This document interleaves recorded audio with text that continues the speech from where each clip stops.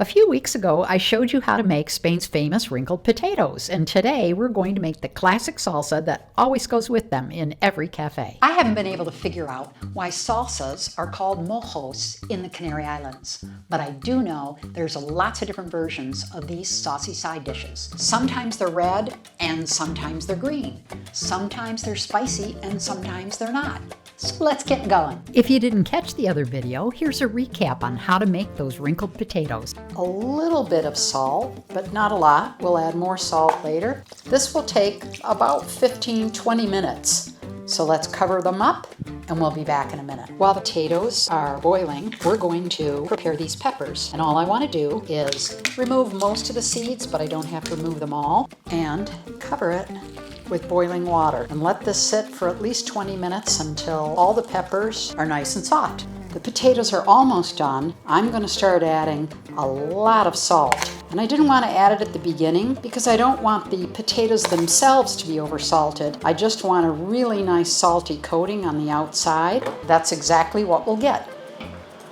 So let's stir these around just a little bit at a nice even boil like this.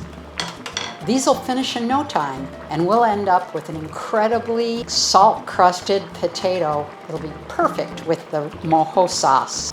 You can see this amazing salt crust forming on the potatoes, along the edges, along the top. So now I'm going to take it off the heat and watch all those crusty wrinkles appear as the potatoes cool. I want to begin by putting the softened peppers into the blender.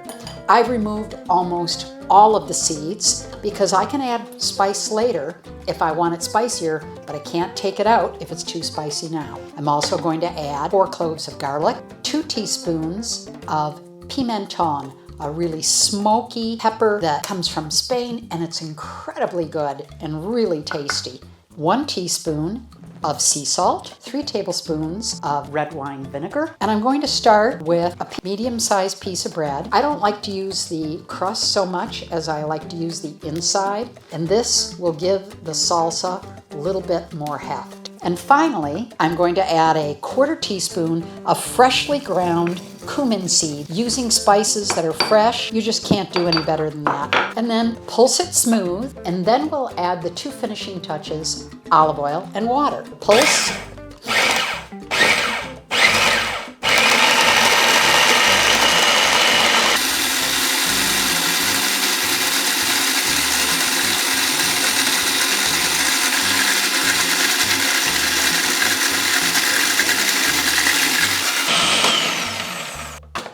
And we're going to test it. Oh, pretty rich and plenty spicy, but wow, does it have a lot of flavor. It'll be perfect with these potatoes. And if you want to learn more about how to entertain the Mediterranean way every day, don't ignore this playlist of super tasty, super healthy tapas favorites.